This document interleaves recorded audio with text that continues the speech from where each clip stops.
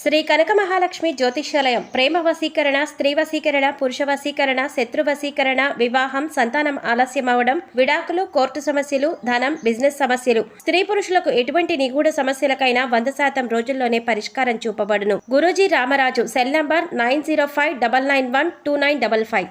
ఓం శ్రీమాత్రే నమః. ఛానల్లోకి స్వాగతం అండి. ధనుసు రాశి వారికి అదృష్టం వరించినట్లే నమ్మలేని అదృష్ట యోగం పొందబోతున్నారు. ధనుసు రాశి వారికి మంచి రోజులు రాబోయే ముందు వచ్చే సంకేతాలు ఇవే.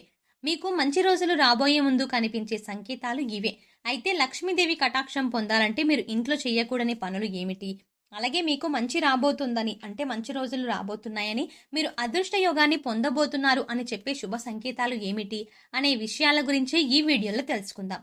కానీ అంతకంటే ముందుగా మీరు కనుక మన ఛానల్ని సబ్స్క్రైబ్ చేసుకోకపోతే వెంటనే సబ్స్క్రైబ్ చేసుకొని పక్కనున్న బెల్ ఐకాన్ నొక్కి ఆల్ సెలెక్ట్ చేసుకుంటే మేము ఇలాంటి వీడియోస్ అప్లోడ్ చేయగానే ముందుగా మీకు నోటిఫికేషన్ వస్తుంది.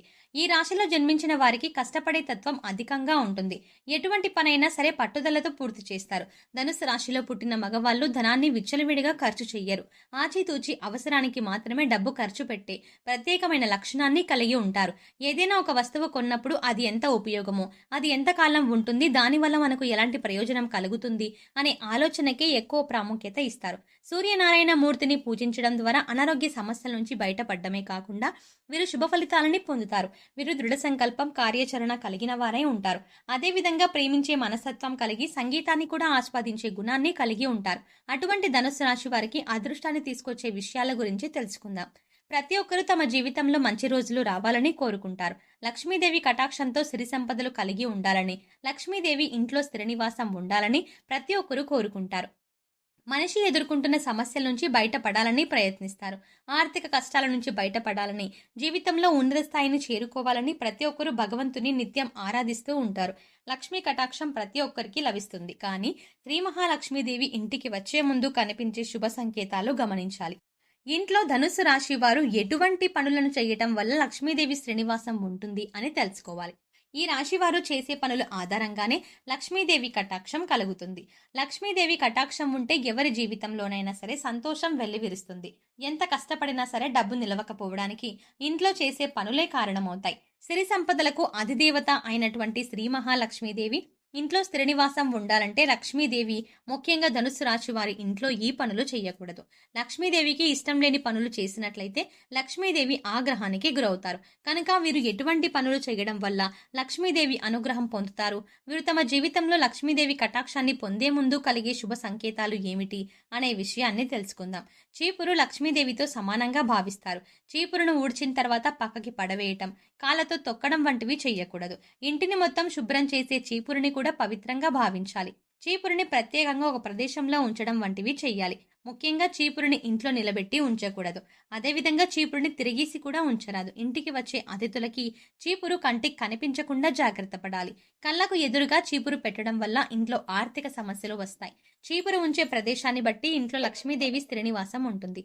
వీరు ఆహారాన్ని ఉపయోగించే విధానాన్ని బట్టి కూడా వారి జీవితంలో లక్ష్మీ కటాక్షం ఎలా కలుగుతుందో చెప్పవచ్చు.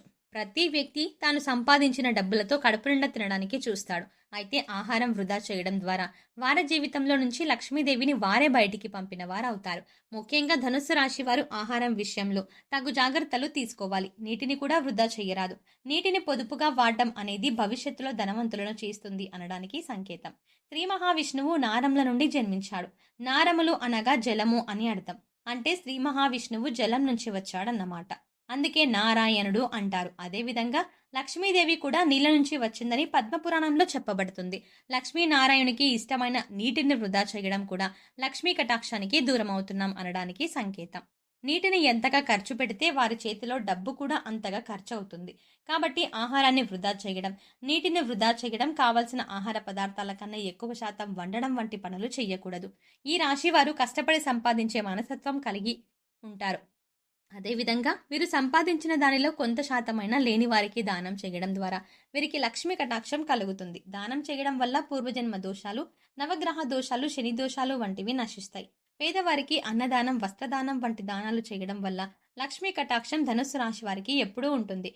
ధనుస్సు రాశి వారు పూజ చేసే విధానం కూడా వారి యొక్క అదృష్టానికి కారణమని చెప్పవచ్చు. ఎవరైతే లక్ష్మీదేవిని ఎర్రని మందారాలతో లేదా చామంతి పువ్వులతో పూజిస్తారో వారికి లక్ష్మీ కటాక్షం ఉంటుంది. ఎర్రని పుష్పాలతో లక్ష్మీదేవిని పూజించడం ద్వారా లక్ష్మీ కటాక్షం అనేది కలుగుతుంది.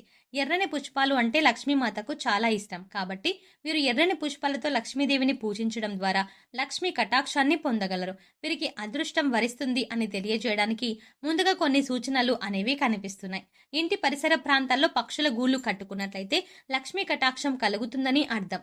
సాధారణంగా పక్షులు ఇంటి ఆవరణలో గూడు అనేవి కట్టుకోవు.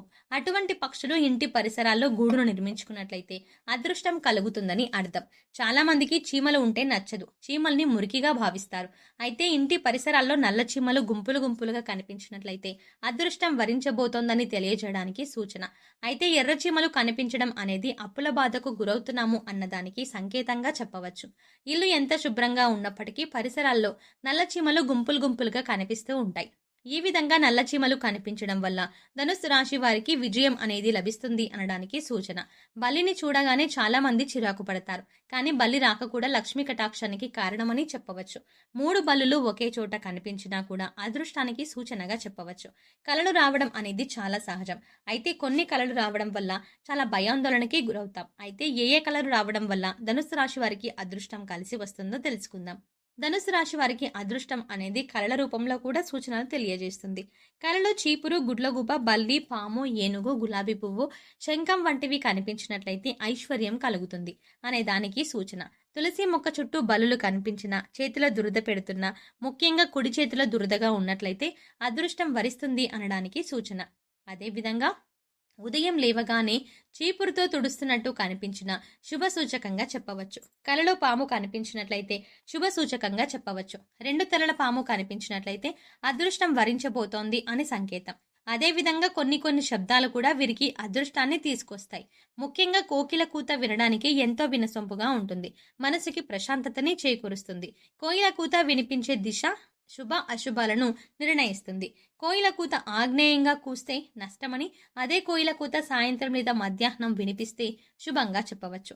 మామిడి చెట్టు మీద కోయిల కూత కూస్తూ ఉన్నట్టు కనిపించిన లక్ష్మీ కటాక్షానికి సంకేతం. అదేవిధంగా గుడ్లగూప కనిపించినా, ఎదురు వచ్చినా కూడా ధనుస్సు రాశి వారికి శుభ సంకేతం. అలాగే ఇంటి నుండి బయటకు వెళ్తున్నప్పుడు ఆహారం తింటున్నట్లుగా ఏదైనా జంతువు కానీ లేదంటే పక్షులు కానీ మీకు ఎదురైనట్లయితే, అలా ఎదురైతే గనక ఈవెన్ కుక్క కూడా అలా ఏదైనా జంతువు కనిపించినా కూడా వీరికి ధనలాభం అనేది కలుగుతుంది. లక్ష్మీదేవికి చెరుకు నైవేద్యంగా సమర్పించడం వల్ల కూడా లక్ష్మీ కటాక్షాన్ని పొందవచ్చు. శంఖారామం వినిపించడం ద్వారా కూడా అదృష్టం వరిస్తుంది. సో చూసారు కదండి, ధనుస్సు రాశి వారికి మంచి రోజులు రాబోయే ముందు వచ్చే శుభ సంకేతాలు ఏమిటి, వీరు లక్ష్మీదేవి కటాక్షం పొందాలి అంటే ఇంట్లో చేయకూడని పనులు ఏమిటి అనే విషయాల గురించి ఈ వీడియోలో తెలుసుకున్నాం కదా. ఈ వీడియో మీకు నచ్చినట్టయితే లైక్ చేయండి. అలాగే మీ ఫ్రెండ్స్ అండ్ ఫ్యామిలీ మెంబర్స్లో ఎవరైనా ధనుస్సు రాశి వారు ఉన్నట్లయితే వారితో ఈ వీడియోని షేర్ చేసుకోవడం మర్చిపోకండి. అంతకంటే ముందుగా మీరు కనుక మన ఛానల్ని ఇంకా సబ్స్క్రైబ్ చేసుకోకపోతే వెంటనే సబ్స్క్రైబ్ చేసుకోండి. అలాగే పక్కనే వచ్చిన బెల్ ఐకాన్ క్లిక్ చేసి అందులో ఆల్ సెలెక్ట్ చేసుకుంటే మేము ఇలాంటి వీడియోస్ అప్లోడ్ చేయగానే ముందుగా మీ మొబైల్కి నోటిఫికేషన్ వస్తుంది. మరో చక్కటి వీడియోతో మళ్ళీ కలుద్దామండి.